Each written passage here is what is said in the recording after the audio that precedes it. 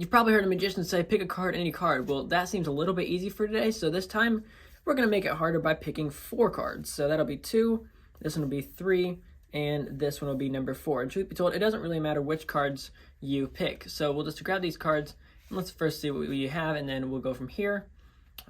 You can make sure to memorize those, except for the fact that it's not that hard since you've picked the 4 aces. And if you want to learn how to force 4 cards on a spectator, then this is how to do it. So first you're going to take the 4 aces or whichever cards you want to force, make sure to place them on the bottom of the deck. So we have 1, 2, 3, 4 cards down here at the bottom. If you don't know how to spread through the cards like this, it's extremely simple. You're going to hold the deck with your thumb on the left side, index on the top, and then middle and ring on the right long edge. And you can take your pinky and put it either on the bottom or the right long edge. It doesn't matter. Personally, I prefer it on the bottom. First, you're just going to push over with your thumb and make sure it's beveled like this. Then your right hand is going to come over and touch the top of the deck with your thumb, and then you're going to pull off all of the rest of the cards. And you will be contacting the bottom of it with the rest of your fingers on the bottom as well. So from the top, it should look like this. From the bottom, it should look like this. And to make it easier, just lean it down slightly and it'll help you as well. And it truly doesn't matter which ones they pick as long as they out jog them and they don't take the card all the way out. Because if they take it out, of course, they will not be picking the cards that you want them to pick. So let's say they touch this one.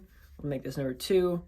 We'll do number 3. And for number 4, try to spread a little bit farther down because that'll make this last part a little bit easier because you're going to have to catch a break on top of these 4 cards. So to make that a little bit easier myself, I usually try to pick something out of the first 13-ish, then about by the second quarter, third quarter, and fourth quarter. Now the other thing is you can't have them pick one of those 4 cards, so keep a little bit of a clump down here. That way they pick something roughly down here, but then after they've touched it, then you spread out, find this card, and get a pinky break over the top of it. So now what you should have is 4 cards sticking out and a pinky break on top of that 4th card from the bottom. What you're going to do is you're going to come over with your right hand and you're going to move it diagonally. Now your thumb is now on top, and they are all diagonal to the left. Now with your right hand, you're going to come to the back, touch the back of it with your thumb, and then your middle and ring are going to touch the top of it to square it up. That's also just to make sure you can hold the deck in place. Now you can now hold these cards freely. Now underneath the deck, you're going to take these 4 cards and you're going to move them diagonally underneath the other 4, so you now have 8 cards right here. Now move your middle, index, and thumb to the 3 sides of those other 4 cards,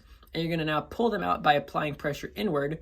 So you should now have 8 cards in your hand. Now, do not take your right hand and just drop it. You're going to need this in a second. But right here, you should have 4 cards on top and 4 cards at the bottom, separated by a pinky break. The other thing you're going to want to make sure that you do is make sure the top 4 cards are underneath the pad of the thumb, the actual thumb, and the index, and preferably these 2 as well, because what you don't want to have happen is there be a break here, and then people realize you're catching a break. Do you apply pressure down, though, it still looks like there's only 4 cards.